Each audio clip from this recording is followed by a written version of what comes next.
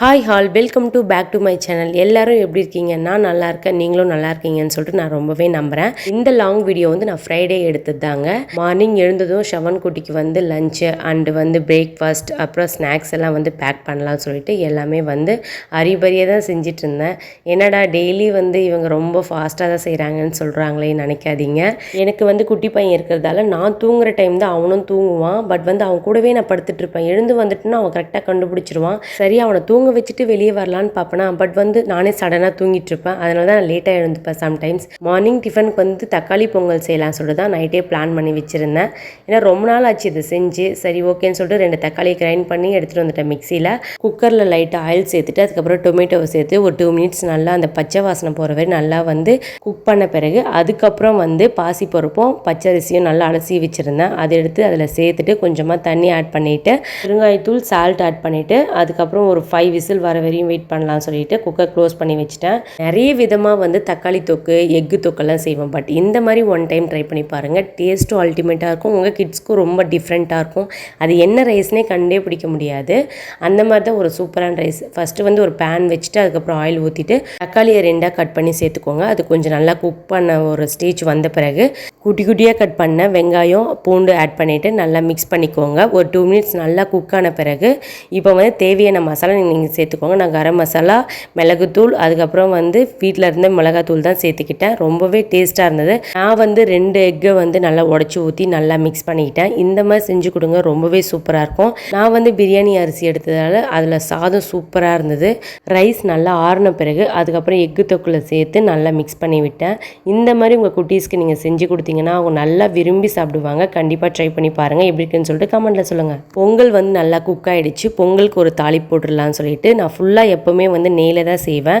அதனால் நெய் மட்டும் ஆட் பண்ணிக்கிட்டேன். நெய் ஊற்றிட்டு அதுக்கப்புறம் மிளகு சீரகம் அதுக்கப்புறம் முந்திரி அதுக்கப்புறம் இஞ்சி கருவேப்பிலை எல்லாமே சேர்த்துட்டு நல்லா வதக்கி விட்டுட்டேன். பொங்கலில் மிக்ஸ் பண்ணுற வீடியோ மட்டும் ஸ்கிப் ஆகிடுச்சு, சாரி. ஷவன் குட்டிக்கு இப்போல்லாம் வந்து இட்லி தோசை இதெல்லாம் பிடிக்கவே மாட்டேங்குது. ரொம்ப டிஃப்ரெண்ட்டாக எதிர்பார்க்குறான். ஏன்னா வந்து அவன் ஸ்கூல் சேஞ்ச் பண்ணதுலேருந்து சேம் அவனுக்கு வந்து நிறைய விஷயத்தில் சேஞ்ச் ஆகிட்டான். ஏன்னா வந்து ஃபஸ்ட்லாம் ஃபுட்டெல்லாம் சாப்பிடவே மாட்டான். இப்போ என்ன பண்ணுறான், அவனுக்கு பிடிச்ச ஃபுட்டு வந்து என்கிட்ட கேட்டு வாங்கி சாப்பிட்றான். எனக்கு அதில் கொஞ்சம் சந்தோஷம்தான். பட் வந்து சாப்பாடுன்னு எல்லாமே எது இருக்கோ அது சாப்பிட்ணுன்னு தான் நான் நினைக்கிறேன். அவங்க டாடி என்ன சொல்கிறாங்க, ஃபஸ்ட்டு கொஞ்சம் பழகட்டும் அதுக்கப்புறம் போக போக சாப்பிட்ருவான்னு சொல்கிறாங்க. பட் வந்து நடக்குதான்னு சொல்லிட்டு நம்ம பார்க்கலாம். ஷவன் குட்டி வேனில் போகும்போது சாப்பிடுவான்னு சொல்லிட்டு தான் ரொம்ப நம்பி நான் வந்து இந்த பொங்கல்லாம் செஞ்சு கொடுத்துட்ருக்கேன். ஏன்னா அவனுக்கு டைம் கிடைக்குமான்னு தெரியல. 1 hour அவன் போகிறதுக்கு. ஓகே அதுக்குள்ளே குழந்தைக்கு பசிக்கும்னு சொல்லிட்டு பால் மட்டும் குடிச்சிட்டு போயிடுவான். ஆனால் வந்து டிஃபன் வந்து வேனில் தான் சாப்பிட்ணுன்னு சொல்லிட்டு நான் கொடுத்து விட்டுருவேன். ஏன்னா எப்படி இருக்கும்னு தெரியாது, குழந்தைக்கு பசி வந்தால் தாங்க மாட்டானேன்னு சொல்லிட்டு தான் ஒரு வழியாக ஷவன் குட்டியை ஸ்கூலுக்கு அனுப்பிட்டு அதுக்கப்புறம் வந்து குட்டி பையனுக்கும் டிஃபன் ஊட்டிட்டு அவனையும் தூங்க வச்சுட்டு ரொம்ப நாளாக என் மனசுக்குள்ளே இருந்த பிளான் தாங்க இது. ஏன்னா வந்து இட்லி பொடி அப்புறம் கருவேப்பிலை பொடி அதுக்கப்புறம் வந்து பூண்டு பொடி செய்யணும்னு சொல்லிட்டு ரொம்ப நாள் நினச்சிட்டே இருந்தேன். அதுக்கான சந்தர்ப்பம் எனக்கு கிடைக்கவே இல்லை. சரி இன்றைக்கி எப்படியாவது செய்யணும்னு சொல்லிட்டு 3 பொடி தான் செஞ்சுருக்கேன். ரொம்ப நேச்சுரலாக வீட்லேயே செய்கிறது எப்படின்னு சொல்லிட்டு கண்டிப்பாக இந்த வீடியோ பார்த்தா உங்களுக்கு ரொம்பவே யூஸ்ஃபுல்லாக இருக்கும்னு நினைக்கிறேன். கண்டிப்பாக யாரும் ஸ்கிப் பண்ணாமல் பாருங்கள். இட்லி பொடி நிறைய பேர் நிறைய வித்தியாசமாக டிஃப்ரெண்ட்டாக செய்வாங்க. பட் வந்து எங்கள் அம்மா எங்கள் பாட்டிலாம் இப்படி தான் செய்வாங்க. பட் வந்து எங்கள் அம்மா செய்யும் போது நான் பார்த்துருக்கேன் ஊறுகாய் இந்த பொடியெல்லாம் செய்வாங்க. பட் வந்து அதில் தான் நான் கற்றுக்கிட்டது. ரொம்பவே சூப்பராக இருக்கும். கண்டிப்பாக நீங்கள் ட்ரை பண்ணி பாருங்கள். அதுக்கு ஃபர்ஸ்ட்டு வந்து கருப்பு உளுந்து தான் எடுத்து நல்லா சிம்மில் வச்சு நல்லா வறுத்து எடுத்துக்கணும். அது நல்லா வறுத்த பிறகு அதுக்கப்புறம் வந்து கடலைப்பருப்பு வறுத்துக்கணும். கடலைப்பருப்பும் நல்லா வறுத்த பிறகு கொள்ளு உங்களுக்கு தேவையான அளவுக்கு கொள்ளு நல்லா வறுத்து எடுத்துக்கோங்க. எல்லாமே வந்து சிம்மில் வச்சு தான் நம்ம வறுக்கணும். ஹையில் வச்சு வறுக்கக்கூடாது. கலர் சேஞ்ச் ஆகிடும், டேஸ்ட்டும் மாறிடும். அப்புறம் பொட்டுக்கடலை தேவையான அளவுக்கு எடுத்துக்கோங்க. நான் எல்லாமே ஒரே குவான்டிட்டி ஒரே டம்ளர் ஃபுல்லாக தான் எடுத்துக்கிட்டேன். அதுக்கப்புறம் வந்து பொட்டுக்கடலை நல்லா வறுத்துட்டு அதுக்கப்புறம் வந்து 3/4 கிளாஸ் அளவுக்கு தான் நான் வந்து மிளகு சேர்த்துட்டேன். மிளகு சேர்த்து நல்லா வறுபட்டதும் நான் வந்து கொஞ்சமாக வந்து கருவேப்பிலை மட்டும் ஆட் பண்ணிக்கிட்டேன். ஏன்னா கருவேப்பிலை வந்து வாசனைக்காக தான் நம்ம வந்து இட்லி பொடியில் போடுவோம். ரொம்பவே டேஸ்ட்டாக இருக்கும். அதுக்கப்புறம் காஷ்மீரி சில்லியும் அப்புறம் வந்து ரெட் சில்லியும் ஆட் பண்ணிக்கலாம். உங்களுக்கு எது வேணுமோ அதை ஆட் பண்ணிக்கோங்க. நான் 2மே ஆட் பண்ணிக்கிட்டேன். 2மே நல்லா வறுத்து எடுத்துகிட்டு அதுக்கப்புறம் கொஞ்சமாக ஆயில் ஊற்றிட்டு பூண்டு கொஞ்சமாக இடித்து நான் சேர்த்துக்கிட்டேன். பூண்டு வந்து ஸ்மெல்லுக்காக சேர்த்துக்கிறது கொஞ்சமாக சேர்த்துக்கோங்க. டேஸ்ட் அல்டிமேட்டாக இருக்கும். இருக்கும். நம்ம குழம்பெல்லாம் வைக்காத டைமில் அப்போ ஐயோ நம்ம என்ன சாப்பிட்றது, வெறும் சாதத்தை மட்டும் வடிச்சிட்டு அப்படின்னு சொல்லிட்டு யோசிக்கும் போதெல்லாம் இந்த மாதிரி பொடிலாம் ரொம்பவே யூஸ்ஃபுல்லாக இருக்கும். அதுவும் நம்ம வீட்லேயே செஞ்சு வச்சுட்டு வச்சுக்கோங்களேன், ஒரு 3-4 மந்த் வரையுமே நல்லாயிருக்கும். அதுவும் கண்ணாடி பாட்டிலில் போட்டு வச்சுக்கிட்டா. செகண்ட் வந்து கருவேப்பிலை பொடி தான் செய்ய போகிறோம். ரொம்பவே டேஸ்ட்டாக இருக்கும். நிறைய பேர் என்கிட்ட ஒரு விஷயத்த கேட்டுட்டு இருந்தாங்க, உன் முடி எப்படி இருக்குது அப்படின்னு சொல்லிட்டு. என் ஃப்ரெண்ட்ஸ் சர்க்கிளில் கூட நிறைய பேர் கேட்பாங்க. பட் வந்து நான் வந்து கருவேப்பிலை நல்லாவே சாப்பிடுவேன், பச்சையாகவே சாப்பிடுவேன். எப்படின்னா நம்ம வந்து சாப்பிடும்போது எடுத்து வச்சுருவாங்க, நான் அப்படி பண்ண மாட்டேன்.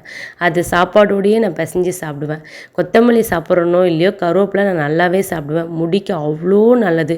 அதுக்கு சிறந்தது வேறு எதுவுமே கிடையாது. அதை வச்சு தான் நான் வந்து இப்போ வந்து சூப்பராக ஒரு பொடி செஞ்சுருக்கேன். கண்டிப்பாக ட்ரை பண்ணுங்கள். கருவேப்பிலை பொடி செய்கிறதுக்கு ஃபஸ்ட்டு வந்து கருவேப்பிலை நீங்கள் எவ்வளோ வேணாலும் எடுத்துக்கலாம். அதுக்கப்புறம் வந்து காஞ்ச மிளகா, கடலைப்பருப்பு, உளுத்தம்பருப்பு, தனியா, பூண்டு, இடித்த பூண்டாக எடுத்துக்கோங்க, மஞ்சள் தூள், பெருங்காயம், உப்பு.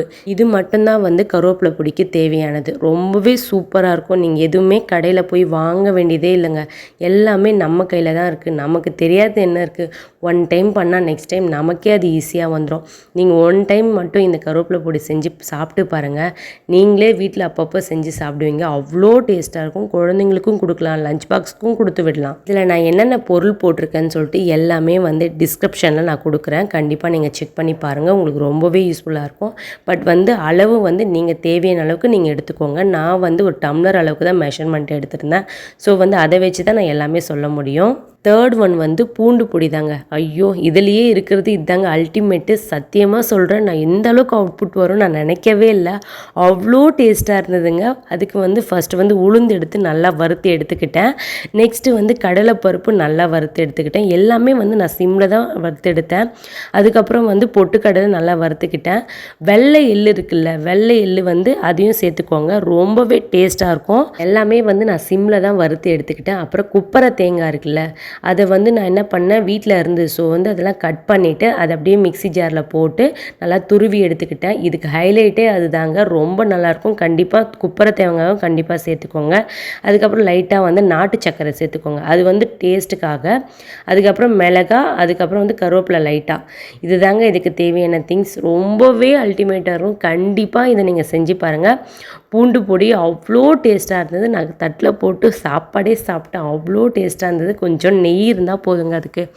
அவ்வளோ அருமையாக இருந்தது. நீங்கள் ட்ரை பண்ணி பார்த்துட்டு எப்படி இருக்குன்னு சொல்லிட்டு எனக்கு கண்டிப்பாக நீங்கள் கமெண்ட் செக்ஷனில் சொல்லுங்கள். நான் என்ன பண்ணேன், எல்லாமே தனித்தனியாக மிக்சியில் அரைக்கவே இல்லைங்க. எல்லாத்தையும் ஒன்றா வறுத்து வச்சுட்டு அதுக்கப்புறம் வந்து ஏன்னா அது ஆறுறதுக்கு லேட் ஆகும். பருப்புலாம் ஒரு பிளேட்டில் ஆறுறதுக்கு கொஞ்சம் லேட் ஆகும்னு சொல்லிட்டு மூணுத்தையும் நான் தனித்தனியாக வறுத்து வச்சுட்டேன். அதுக்கப்புறம் ஒவ்வொரு ஐட்டமாக தனித்தனியாக வந்து நான் மிக்சியில் வந்து கிரைண்ட் பண்ணி எடுத்து பொடியாக ஒரு பிளேட்டில் சேர்த்துட்டேங்க.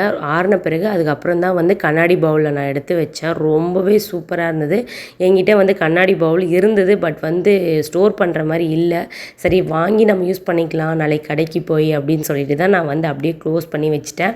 இதை வந்து நம்ம வெளியே வச்சா கண்டிப்பாக நல்லாயிருக்குமான்னு என்னால் கண்டிப்பாக சொல்ல முடியாது. கண்டிப்பாக நான் வந்து ஃப்ரிட்ஜில் வச்சு தான் யூஸ் பண்ணுவேன். அதே மாதிரி நீங்களும் வந்து ஃப்ரிட்ஜில் வச்சு யூஸ் பண்ணுங்கள். உங்களால் முடிஞ்சால் தினமும் இந்த கருவேப்பிலை பொடி சாப்பிடுங்க. அவ்வளோ டேஸ்ட்டாக இருக்குங்க. சாப்பாடோட ஓரமாக வச்சு சாப்பிட்டீங்கன்னா போதும். அது வந்து அப்படியே கொஞ்சம் கசப்பாக இருக்குமேன்ற மாதிரி யோசிக்காதீங்க. உடம்புக்கு நல்லதுன்னு நினச்சி சாப்பிடுங்க. அவ்வளோ அருமையாக இருக்கும். இதில் முக்கியமான விஷயம் என்னன்னு கேட்டிங்கன்னா, அந்த கருவேப்பிலை பொடி சாப்பிட்டா நல்லா முடி வளரும். நான் அதை தான் சாப்பிடுவேன். ஏன்னா நான் பச்சையாகவே சாப்பிடுவேன். எதுக்கு போய் சொல்கிறது, நிஜமே அதுதான். நான் வந்து சாப்பாட்டில் இருக்கிறது இல்லை வந்து எதுனா இருந்தால் எடுத்து நான் அப்பயே சாப்பிட்ருவேன். எனக்கு ரொம்ப பிடிக்கும்.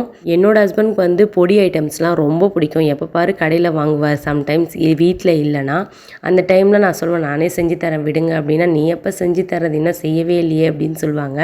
அவருக்காகவே நான் நிறைய செஞ்சேன். ஏன்னா கொஞ்சம் நிறைய செஞ்சு அம்மா வீட்டுக்கும் கொஞ்சம் கொடுத்து அனுப்பலாமேன்னு சொல்லி தான் நான் செஞ்சுருந்தேன். எவ்வளோதான் நம்ம கடையில் வாங்கி சாப்பிட்டாலும் இல்லை யார்கிட்டயாவது ஆர்டர் பண்ணி சாப்பிட்டாலும் சரி, இந்த பொடியெலாம் நம்ம வீட்டில் செஞ்சு சாப்பிட்ற மாதிரி வரவே வராதுங்க. அவ்வளோ டேஸ்ட்டாக இருந்தது. நான் பூண்டு பொடி வந்து செஞ்சது வந்து ஃபுல்லாகவே நெய்யில் தான் நான் அந்த பூண்டையே நான் வறுத்தேன். நான் உங்களுக்காகவே இந்த தட்டில் சாப்பாடு போட்டு அந்த பொடியை போட்டு டேஸ்ட் பண்ணி பார்த்தேங்க. அவ்வளோ டேஸ்ட்டாக இருந்தது. கண்டிப்பாக சொல்கிறேன், அவ்வளோ அருமையாக இருந்தது. கண்டிப்பாக நீங்கள் ட்ரை பண்ணுங்கள். நம்ம வீடியோ ஹெண்டுக்கு வந்துட்டோம். இந்த மாதிரி நிறைய இன்ட்ரெஸ்டிங்கான ஹோம் மேக்கர் வீடியோஸ்க்கு கண்டிப்பாக நம்ம சேனலை நீங்கள் சப்ஸ்கிரைபர் பண்ணிக்கோங்க. இன்னும் நிறைய டிப்ஸ் உங்கள் கூட நான் ஷேர் பண்ணணும். பட் வந்து அதுக்கு நீங்கள் எனக்கு சப்போர்ட் பண்ணுவீங்கன்னு சொல்லிட்டு ரொம்பவே நம்புகிறேன். நம்ம பேஜை ஃபாலோ பண்ணிக்கோங்க.